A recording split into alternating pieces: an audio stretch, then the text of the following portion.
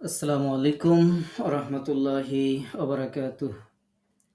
আল্লাহ তাআলার দরবারে শুকরিয়া আদায় করছি, শুকরগুজার হচ্ছি যে মহান রব একান্ত মেহেরবানি করে আপনাকে, আমাকে, আমাদেরকে পবিত্র কুরআনুল কারীমের সান্নিধ্যে আসার তৌফিক দান করেছেন।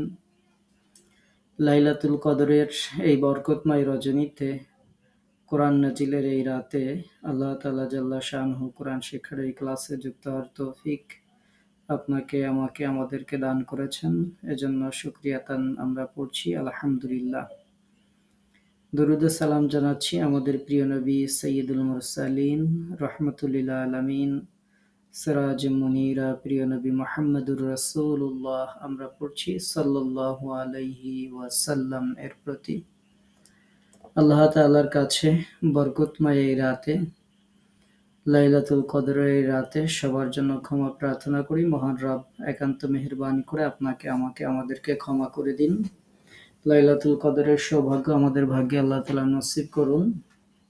আমাদের এই কোরআন শিক্ষাকে আমাদের দুনিয়ার জীবনে বরকত আর পরকালীন জীবনে আল্লাহ তাআলা মুক্তি ও নাজাতের ওসিলা হিসেবে কবুল করুন। এজন্য আল্লাহ তাআলার কাছে প্রার্থনা জানিয়ে আমরা আমাদের আজকের ক্লাস শুরু করছি ইনশাআল্লাহ। আজকে আমাদের 14তম ক্লাস। আমাদের এই 14তম ক্লাসে দেশ এবং দেশের বাইরে থেকে অংশগ্রহণকারী সকল ভাইয়া এবং আপুদেরকে আমাদের এই একাডেমি, হুজুর একাডেমির পক্ষ থেকে স্বাগত জানাচ্ছি। আমাদের আজকের ক্লাসের আলোচ্য বিষয় অকফের নিয়ম এবং উহার চিহ্ন সমূহ। আবারও বলছি, অকফের নিয়ম এবং উহার চিহ্ন সমূহ। একটা ইন্টারেস্টিং সাবজেক্ট। আমরা কোরআন তেলাওয়াতের সময় আমাদেরকে থামতেই হয়। আপনি চাইলেও আপনাকে থামতে হবে, না চাইলেও থামতে হবে। কারণ আপনি, আমি নিঃশ্বাস চালু রাখতে পারবো না। একটু পরে আমাদের নিঃশ্বাস 1 মিনিটের মধ্যে এমনিই বন্ধ হয়ে যাবে। তো থামা যেহেতু লাগবেই, এই থামাটাকে অক্ফ বলা হয় তেলাওয়াতের ক্ষেত্রে। অক্ফ মানে হচ্ছে থামা। এখন আমরা থামবো ঠিক আছে, কিন্তু আমরা চাইলেই থামতে পারি না। থামার কিছু নিয়ম, রুলস, রেগুলেশন, পদ্ধতি আছে। আপনি যদি হাইওয়ে রোড দিয়ে চলেন, আপনি যদি গাড়ি ড্রাইভ করেন, চাইলেই আপনি হুট করে এক জায়গায় থামতে পারেন না। যদি মনে হয় যে আমি রাস্তা দিয়ে চলছি, আমার গাড়ি, আমি ব্রেকটা করি, থেমে যাই, সমস্যা কি? দেখবেন পিছন দিয়ে গাড়ি আর একটা আপনার গাড়ির উপর দিয়ে চলে যাবে, আপনার দুনিয়ার জীবন শেষ। তো ঠিক এরকম ভাবে আমরা যখন ওয়াকফ করব তেলাওয়াতের ক্ষেত্রে, আপনি চাইলেই যদি আপনার মন মতো থেমে যান, দেখা যাবে আয়াতের অর্থ উলটপালট হয়ে যাবে। ওয়াকফটা কত গুরুত্বপূর্ণ এটা আমরা বাংলা ভাষায় ভাষী মানুষ, আমরা যদি বাংলা ভাষা দিয়ে বুঝাই আমাদের জন্য আরো সহজ হবে। যে একটা ওয়াকফ, একটা বিরাম চিহ্ন, এটা একটা বাক্যের অর্থকে পরিবর্তন করে দেয়। একটা বিরাম চিহ্ন একটু এদিক সেদিক হওয়ার কারণে সেটার অর্থ পরিবর্তন হয়ে যায়। যেমন আপনার বাড়ির চারপাশে ওয়াল দিয়ে ঘেরা সুন্দর পরিপাটি একটা বাড়ি, আপনার রাস্তার পাশে ওয়ালের পাশে সুন্দর ফুল গাছ লাগিয়েছেন, কিন্তু সমস্যা দেখা দিল যে আপনার বাড়ির সামনে কিছু মানুষ, কিছু দুষ্ট মানুষ এসে ময়লা ফেলে যায়। এখন আপনি কি করলেন?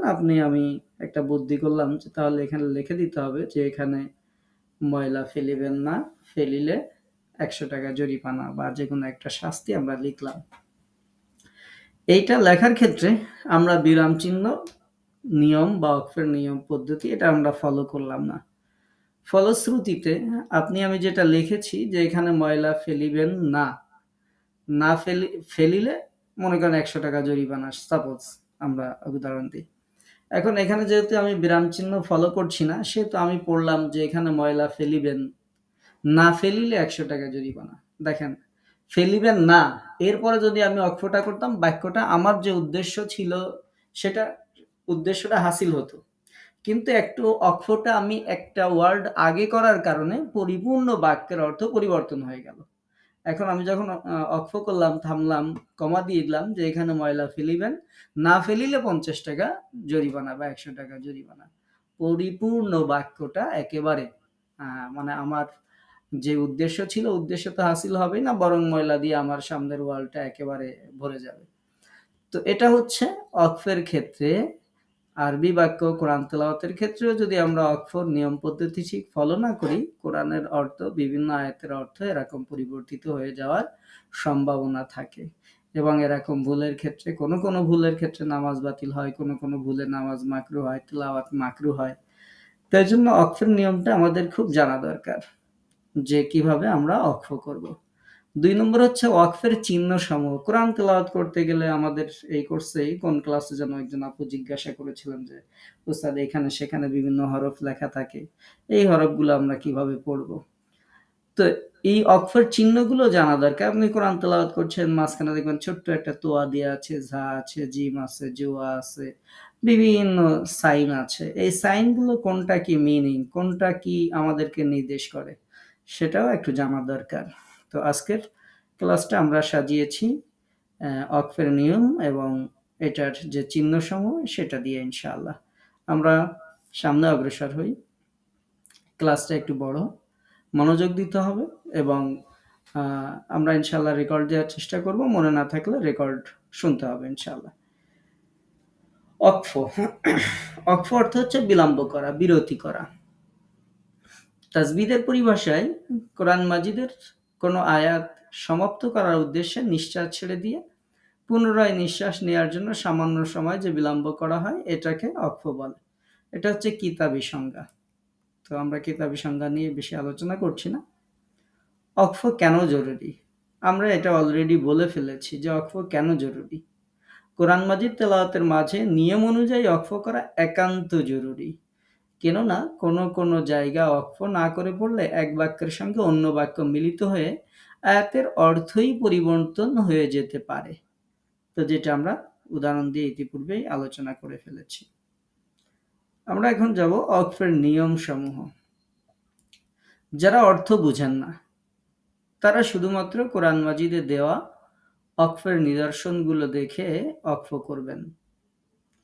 আমি যেহেতু অর্থ বুঝছি না, সেহেতু কোরআনের মধ্যে যে চিহ্নগুলো দেওয়া আছে সেগুলো ফলো করে আমাকে ওয়াকফ করতে হবে। যারা আলহামদুলিল্লাহ বাংলা মানে আরবি ভাষাভাষী মানুষ, যারা এটা অর্থ বোঝেন তাদের কথা ভিন্ন, অথবা আমাদের যারা অ্যারাবিক ল্যাঙ্গুয়েজ কোর্স করেন, আরবি ভাষার অর্থ জানেন, তাদের কথা ভিন্ন। বাট মানুষের জন্য, সাধারণ মানুষের জন্য কোরআন মাজিদ যারা অর্থ বুঝেন না, তারা অবশ্যই কোরআন মাজিদে দেওয়া ওয়াকফের নিদর্শন চিহ্নগুলো দেখে ওয়াকফ করতে হবে। আমরা চিহ্নগুলো আলোচনা করার আগে ওয়াকফের কয়েকটি নিয়ম জানি। যে ওয়াকফ শব্দের অর্থ থেমে যাওয়া, এটা তো বললাম। যে কাকে ওয়াকফ বলে সেটা আমরা বলেছি। ওয়াকফ পদ্ধতিগতভাবে 4 প্রকার। একটাকে বলা হয় ওয়াকফ বিল ইসকান, ওয়াকফ বিল ইসমাম, ওয়াকফ বিল রাউম, ওয়াকফ বিল ইবদাল। নাম দেখে ভয় পাওয়ার কারণে আমরা নাম মুখস্থ করাবো না, জাস্ট জিনিসগুলোর সাথে একটু আপনাদের পরিচিতি করাবো ইনশাআল্লাহ। ওয়াকফ বিল ইসকান, কোরআন তেলাওয়াতে কোনো আয়াত বা শব্দের শেষে হরফকে পূর্ণ সাকিন করে ওয়াকফ করাকে ওয়াকফ বিল ইসকান বলে। এটা খুবই গুরুত্বপূর্ণ, আর আমরা এটা সব থেকে বেশি মনে হয় ব্যবহার করি। একেবারে যেমন সূরা কাউসারের আয়াত দেখতে পাচ্ছেন, এখানে কাউসার র লেখা আছে, শেষের আয়াতে আব তা রু লেখা আছে। বাট আমরা এই জায়গাগুলোতে কি করি? সাকিন দিয়ে পূর্ণ সাকিন করে আমরা ওয়াকফ করি। আমরা পড়ি ইন্না আ'তাইনাকাল কাউসার, পূর্ণ ওয়াকফ করলাম। এটার নাম হচ্ছে ওয়াকফ বিল ইসকান। এটা আমরা খুব বেশি ব্যবহার করি। আপনাদের আরজি সাকিনের সাইনগুলো মনে থাকার কথা, 7টি চিহ্ন থাকলে আমরা সেক্ষেত্রে সাকিন দিয়ে ওয়াকফ করি। তো ওয়াকফ বিল ইসকান আমরা জানলাম। ওয়াকফ বিল ইসমাম, এটা পবিত্র কোরআনে এক জায়গায় আছে, তো এই জন্য টেনশনের কিছু নেই। একটা জায়গা আমরা দেখিয়ে দিচ্ছি। এটা হচ্ছে পেশ উচ্চারণ না করেও ঠোঁটকে পেশ উচ্চারণের মতো গোল আকৃতি করাকে ইসমাম বলে। আমরা পেশ উচ্চারণ করব না, কিন্তু ঠোঁটটাকে পেশের মতো গোল করব। এটা সূরা ইউসুফের ১২ নম্বর আয়াত তিলাওয়াত করার সময় যে জায়গাটা আমি হলুদ মার্কিং করে রেখেছি, এই জায়গাতে এই নিয়মটা ফলো করতে হয়। এখন এটা আমি যতই আপনাদেরকে তিলাওয়াত করে শোনাই, আপনারা এটা বুঝতে পারবেন না যতক্ষণ ঠোঁটের দিক না তাকাবেন। এটা বিভিন্ন দেশে, যেসব দেশে দেখবেন নামাজের ভিডিওগুলো একেবারে সামনে দিয়ে করা হয়, ইমাম সাহেবের সামনে ক্যামেরা থাকে বা কোনো কারির সামনাসামনি একেবারে ক্যামেরা আছে যার ঠোঁট দেখা যাচ্ছে, তখন শুধুমাত্র দেখা যায়। তাছাড়া এটা আমি আপনাদেরকে যদি উচ্চারণ করে শোনাই, তাহলে আপনারা ঠিকঠাক উচ্চারণ করে শোনালে বুঝতে পারবেন না। জিনিসটা আমাদের একটু বুঝতে হবে। যেখানে মান্না লেখা আছে দেখেন, এই তামান্না উচ্চারণ করতে যখন করব, সেই ক্ষেত্রে নুনের উপর তাসদিদের স্থানে গুণনা করার সময় ঠোঁট পেশ উচ্চারণের মতো গোল আকৃতি করতে হবে, কিন্তু পেশ উচ্চারণ হবে না। এভাবে পড়ার নাম হচ্ছে ইসমাম। লা তামান্না, এই যখন পড়লাম, গুণনাটা যখন করব, তখন ঠোঁটটাকে জাস্ট একটু গোল করতে হবে। এটা তো এটা নিয়ে আমাদের কোনো টেনশন নেই, কোরআনে একটা আয়াতের মধ্যেই আছে। আয়াতটা তো আমরা দেখাই দিলাম, সূরা ইউসুফের ১২ নম্বর আয়াতের এই শব্দটা মনে রাখলেই হবে। তা মান যখন গুণনা করবেন নুনে, তখন জাস্ট ঠোঁটটাকে একটু গোল করতে হবে। এটা খুব বেশি গুরুত্বপূর্ণ না, মানে ব্যবহার এত বেশি নাই, বা এটা আমাদেরকে খুব বেশি মনে রাখতে হবে এমন কোনো কিছু না। এজন্য টেনশনের কিছু নাই। অক্ফবির রাউন, কোরআন মাজিদ পাঠকালে কোনো আয়াত বা শব্দের শেষ হরফে এক জের এক পেশ অথবা দুই জের দুই পেশ এর যে কোনোটি থাকলে অক্ফকালে তা অতি মৃদু আওয়াজে আদায় করে অক্ফ করাকে অক্ফবির রাউম বলে। তাহলে কয়েকটা জিনিস পাইলাম। একটা হচ্ছে যদি এক জের থাকে, এক পেশ থাকে, অথবা দুই জের দুই পেশ থাকে। এক জের এক পেশ, দুই জের দুই পেশ যদি থাকে, তাহলে একটু মৃদু আওয়াজে অক্ফ করতে হয়, এটাকে অক্ফবির রাউম বলে। যেমন আল্লাহু সামাদ, যদিও এখানে কলকলা আছে, এজন্য আমরা একটু বাড়ি করছি, বাট যে শব্দগুলোতে কলকলা নেই সেগুলো আরো লাইটলি উচ্চারণ করতে হবে, মৃদু আওয়াজে অক্ফ করতে হবে। তো এটার নাম হচ্ছে অক্ফবির রাউম। এটাতেও ভয় পাওয়ার কিছু নেই। এটাতে যদি ঠিকঠাক এরকম আদায় না হয়, কোরআন তেলাওয়াতের কোনো অর্থের পরিবর্তন ঘটবে না, কোনো সমস্যা হবে না ইনশাআল্লাহ। তারপরেও আমরা যেহেতু অক্ফের ক্লাস নিচ্ছি, এজন্য এই অক্ফগুলো আলোচনা করা দরকার, তাই আমরা আলোচনা করছি। অক্ফবিল ইবদাল, এটা মনে রাখতে হবে, এটা মনে রাখতে হবে, এটা শিখতে হবে, বুঝতে হবে, এটা ফলো করতে হবে। এটার ক্ষেত্রে বাদ দেওয়ার কোনো সুযোগ নেই। অক্ফবিল ইবদাল, কুরআন মাজিদ পাঠকালে কোনো আয়াত বা শব্দের শেষ হরফে দুই জবর হলে অক্ফ অবস্থায় ওই দুই জবরকে এক জবর পড়তে হয়। এটা মনে রাখবেন যে আমরা যেখানে অক্ফ করছি সেখানে যদি দুই জবর থাকে, তাহলে দুই জবরকে এক জবর পড়তে হয় এবং এক আলিফ পরিমাণ দীর্ঘ করে অক্ফ করতে হয়। তো এই যে দুই জবরের পরে আলিফ থাক বা না থাক, উভয় অবস্থায় অক্ফকালে এক হরকত পড়তে হয় এবং এক আলিফ পরিমাণ দীর্ঘ করতে হয়। এইরূপ অক্ফ করাকে অক্ফবিল ইবদাল বলা হয়। তাহলে আমরা একটু এই জায়গাটা সুন্দর করে খেয়াল করব। যখন আপনি তেলাওয়াত করছেন, তখন আপনাকে দেখতে হবে যে আমরা যে জায়গাতে অক্ফ করছি সেখানে দুই জবর আছে কিনা। যদি দুই জবর থাকে, অনেক সময় দুই জবরের সাথে আলিফ থাকে, অনেক সময় নাও থাকতে পারে, থাক আর না থাক দুই জবর এক জবর হবে, এক আলিফ মাদ হবে। আমরা আপনাদের পরিচিত সূরা দিয়েই উদাহরণ আলোচনা করছি। এখানে আফওয়া জান লেখা আছে, দেখেন আফওয়া জান। আমরা এই জানটাকে জান না পড়ে আমাদের এই নিয়ম অনুযায়ী অক্ফবিল ইবদাল অনুযায়ী দুই জবরকে এক জবর বানাবো, তাহলে জিমে জবর হবে এবং এক আলিফ দীর্ঘ করতে হবে। তাহলে আফওয়াজা, এখানে এর সাথে আলিফ আছে, তো এই আলিফ থাক বা না থাক, সব অবস্থায় দুই জবর এক জবর হবে, এক আলিফ মাদ হবে। এটা আমাদেরকে মনে রাখতে হবে। এরপরে আমরা অক্ফের পদ্ধতিগত 4টা নিয়ম আলোচনা করে ফেললাম, 4 প্রকার আলোচনা করলাম। অক্ফের কিছু নিয়ম আপনাদের সাথে আমি শেয়ার করি, যেগুলো আমরা নাজেরা যারা প্র্যাকটিস করেন তাদেরকে আমরা প্র্যাকটিস করানোর চেষ্টা করি। যে কোনো শব্দকে কখনো ভেঙে অক্ষ করবেন না, বরং শব্দ শেষ করে থামবেন। একটা শব্দ আছে, বাংলাতেও যেমন আরবিতেও তেমন, প্রত্যেক ভাষায় এক একটা ওয়ার্ড আছে। তো বাংলা বা অন্য ভাষাতে আমরা স্বাভাবিকভাবে কোনো শব্দকে ভাঙি না, কিন্তু যখন কোরআন পড়তে যাই তখন দেখা যায় কোনো শব্দের মাঝে ভেঙে ফেলি। তো কোনো শব্দের মাঝে যদি ভাঙা হয় তাহলে সেই শব্দের আর অর্থ ঠিক থাকে না। এজন্য আমরা সবসময় বলবো যে কোনো শব্দকে কখনো ভেঙে অক্ষ করবেন না। আপনি যেই শব্দ পড়ছেন কোরআনের মধ্যে সেই শব্দ পুরোটা পড়ে তারপরে আপনাকে অক্ষ করতে হবে। না পারলে আপনি তার আগের শব্দে অক্ষ করেন, থেমে যান, সমস্যা নাই। আমাদের আপুদের ক্ষেত্রে যেটা আমরা দেখি, যেই সমস্যাটা সেটা হচ্ছে তিনি মনে করেন যে আমি আরো কিছু দূর পড়তে পারবো, আমার নিঃশ্বাস থাকবে, এই নিয়াতে তিনি থামতেই চান না। আর থামেন যখন নিঃশ্বাস একেবারে শেষ হয়ে যায় তখন তিনি একা একাই থেমে যান। তো সেই ক্ষেত্রে কোথায় শব্দের মাঝখানে হলো আর কোথায় কি হলো এটা তার মাথায় আর থাকে না, কাজ করে না। তো এই জন্য আমরা আগেই আপনাদেরকে বলে দিচ্ছি, কোরআন তেলাওয়াতের ক্ষেত্রে কখনোই কোনো শব্দকে ভেঙে অক্ষ করবেন না, শব্দ শেষ করে থামবেন। আমরা কোরআন দিয়ে আপনাদেরকে একটু দেখাই যে কেমন হতে পারে, আপনাদের জন্য একটু সহজ হবে। আমরা একটা শব্দ মনে করেন এখানে লা ইয়াত্তাখিজুল মুমিনুনাল কাফিরিনা আউলিয়া, এই আয়াতটা যখন আমরা পড়ছি তো মনে করেন লা ইয়াত্তাখিজিল মুমি, এই মি পর্যন্ত পড়ে আমি শেষ, নুন পর্যন্ত আর গেলাম না, তাহলে এই শব্দের অর্থ সঠিক হলো না। অথবা কাফিরিনা, কাফি পর্যন্ত গেছি, এর ঋণ আর হয়নি। আউলিয়া, আউলি পর্যন্ত গেছি, যাই নিঃশ্বাসে থেমে গেলাম। এরকম ভাবে কোনো শব্দকে ভেঙে অক্ষ করা যাবে না, এটা মনে রাখতে হবে। এতে আয়াতের অর্থ বিকৃত হয়ে যায়। এবং আমরা যদি বাংলা ভাষা দিয়ে বুঝি তাহলে তো বোঝেন, কোনো শব্দকে যদি ভাঙা হয় তাহলে সেই শব্দের আর অর্থ ঠিক মতো থাকে না। এজন্য আমরা এটা নিয়ে এতক্ষণ কথা বললাম, বারবার বললাম যে কোরআন তেলাওয়াতের ক্ষেত্রে এই ভুলগুলো আমাদের আপুরা করে থাকেন।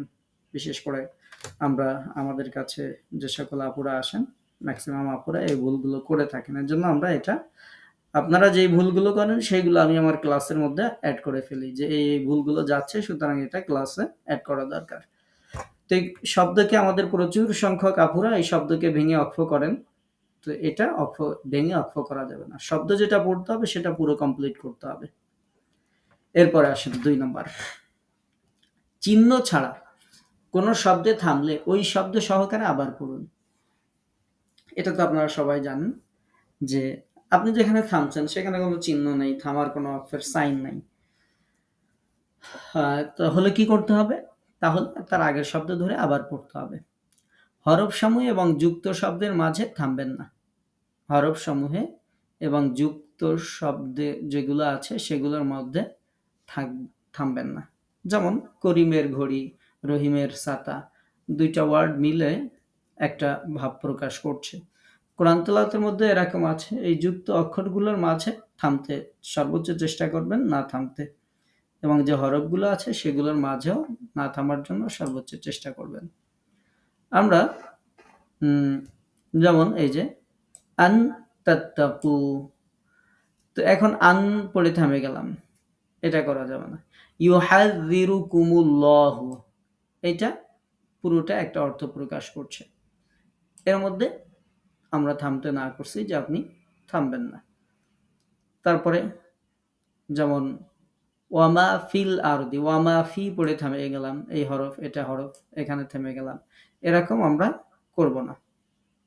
এটা করতে আমরা সবসময় নিরুৎসাহিত করছি যে এরকম করে থামবেন না।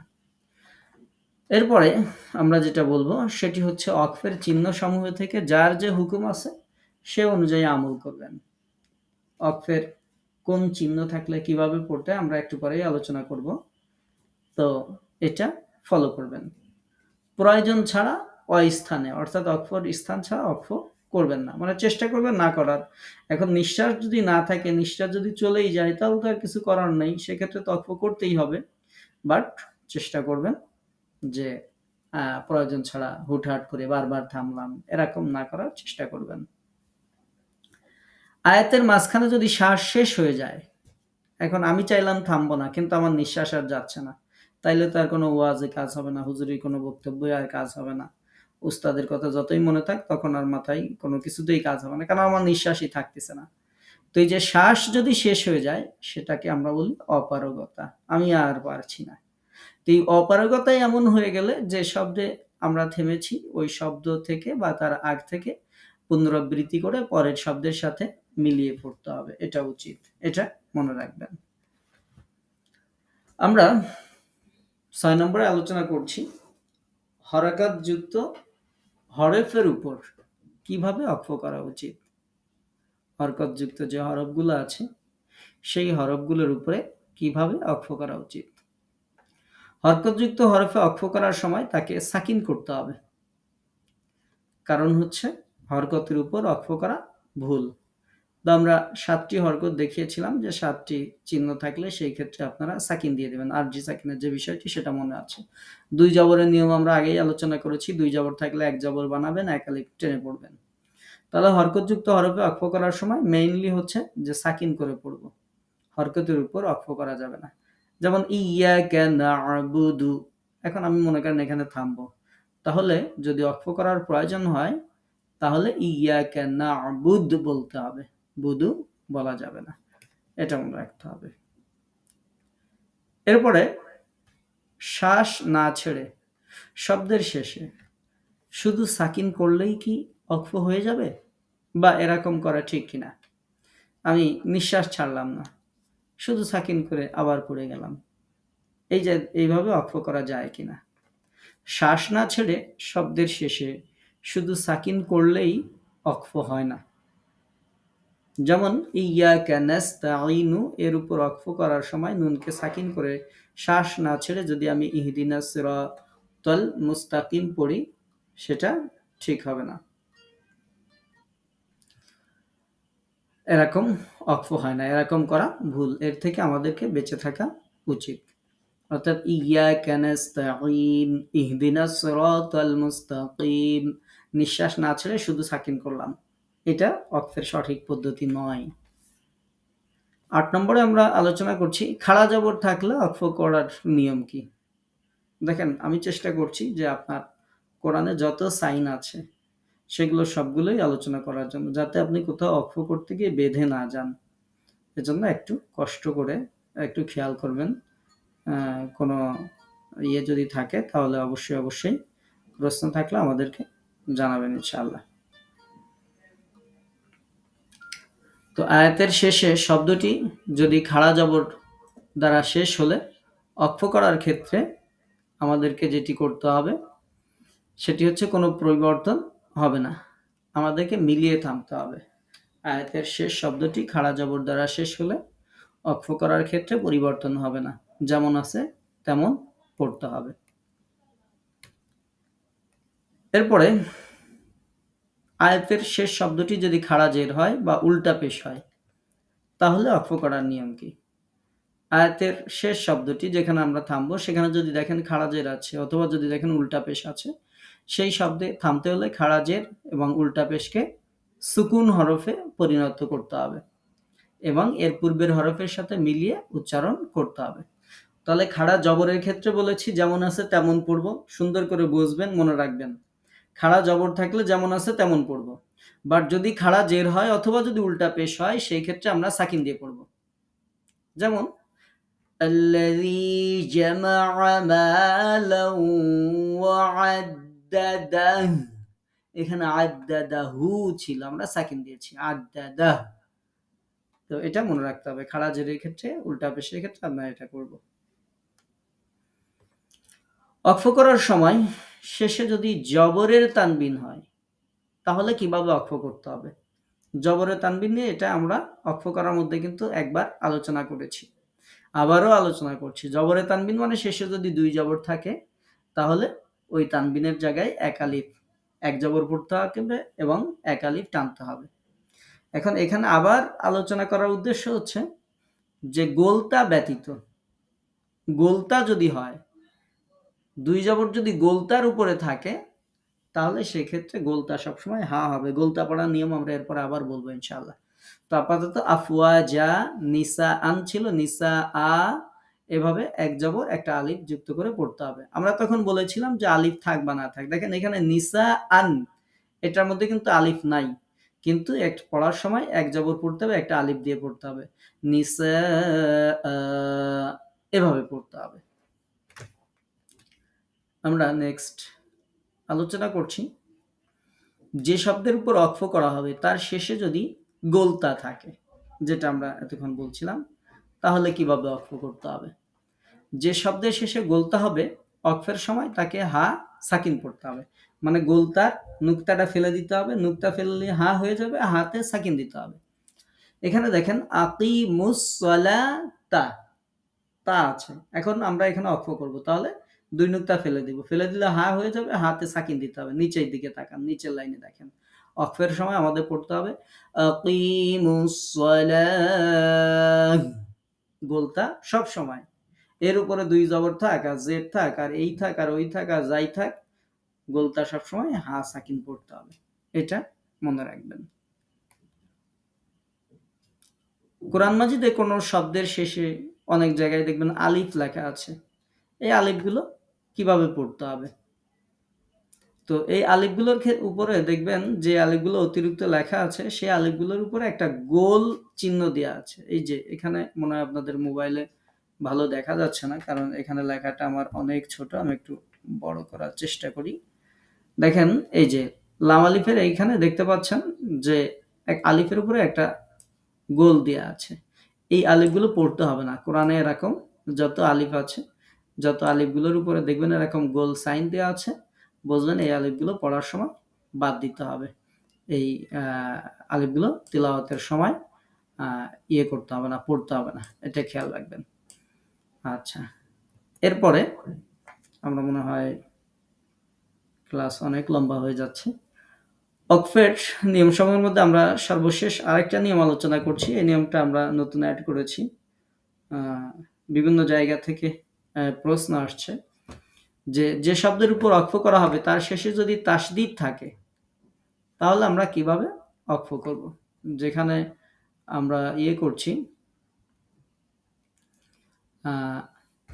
যেই শব্দে আমরা অক্ফ করছি সেই অক্ফ করার শব্দে যদি তাসদিদ থাকে, আমরা কিভাবে অক্ফ করব। তো অক্ফ করার সময় আমরা বলেছি যে অক্ফ করার সময় তাসদিদ উচ্চারণ করে অক্ফ করতে হবে। যেমন আমরা যদি এই উদাহরণটা দেখি, এখানে কোথায় আছে, এই যে হাইয়ি, ওয়াতুখরিজুল মাইয়িতা মিনাল হাইয়ি, দেখেন এই যার আগে এখানে তাসদিদ আছে। এখন এই রকম জায়গাতে যদি অক্ফ করতে হয়, তাহলে আমাদেরকে মনে রাখতে হবে তাসদিদ যুক্ত হরফের তাসদিদ উচ্চারণ করে, তাসদিদ যুক্ত হরফ যে দুইবার উচ্চারণ হয়, পরের বার সাকিন দিতে হবে। তো হাইয়ি আছে, ইটা না পড়ে আমরা হাইয়ি এরকম পড়বো, মানে তাসদিদটা বুঝাইতে হবে, উচ্চারণ করতে হবে। এভাবে যত জায়গায় তাসদিদ আসবে, যদি নুনে থাকে তাহলে গুন্না করে ফেলতে হবে, লাহুন এরকম করে তারপরে থামতে হবে। অর্থাৎ তাসদিদ থাকলে তাসদিদটা উচ্চারণের মধ্যে নিয়ে আসতে হবে। তো এই হচ্ছে অক্ফের নিয়ম সমূহ আজকে আলোচনা করলাম। আমাদের আজকের ক্লাসে আরো অংশ ছিল যে অক্ফের চিহ্ন সমূহ।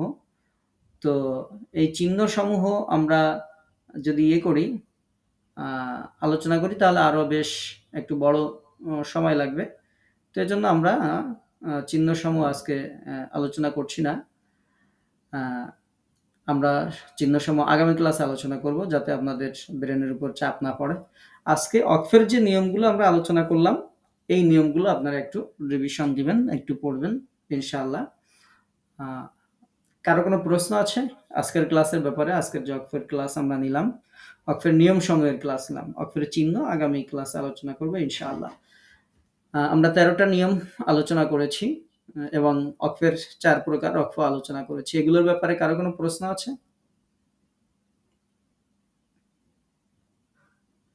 কারো কোনো প্রশ্ন আছে? ওয়ালাইকুম আসসালাম।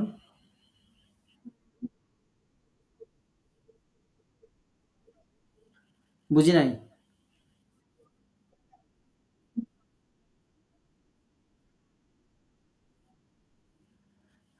আমরা তো প্রথম থেকেই বুঝায় এই পর্যন্ত আসছি। কোনটার ব্যাপারে যদি সমস্যা থাকে তাহলে বলতে পারেন যে এই নিয়মটা আমি বুঝি নাই।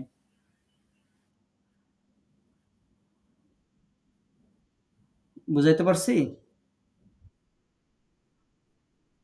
হ্যাঁ, ক্লাস রেকর্ড দেখে নিবেন। যদি ক্লাস হলে একটু জয়েন করেন। আচ্ছা, আর কারো কোনো প্রশ্ন আছে?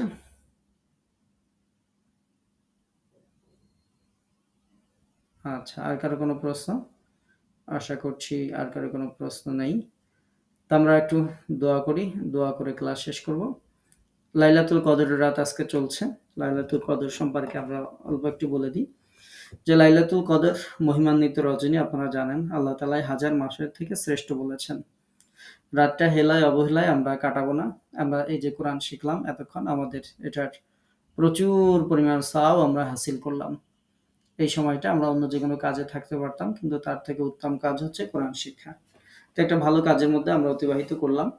আজকে যদি লাইলাতুল কদর হয়েই যায়, তাহলে আপনি একেবারে একটানা ৮৩ বছর ৪ মাস মনে হয় ১,০০০ মাসে এতদিন আপনি এই কোরআন শিখছেন। এই শিখার সওয়াব আল্লাহ তাআলা আপনাকে দান করবেন।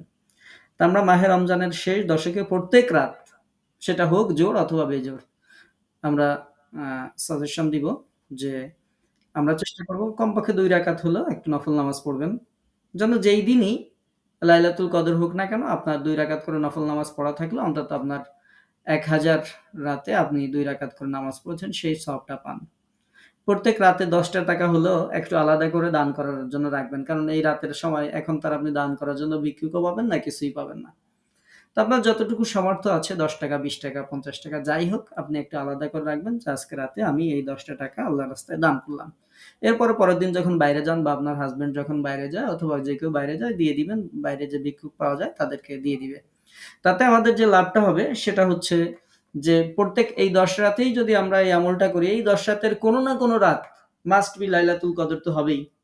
তো লাইলাতুল কদর যদি হয়েই যায়, আমি যদি ৳১০ দান করি, তাহলে মনে করেন ১,০০০ রাতে আমি ৳১০ দান করলে যে সওয়াব হতো, ১,০০০ রাতে আপনি চিন্তা করেন কি পরিমাণ টাকা।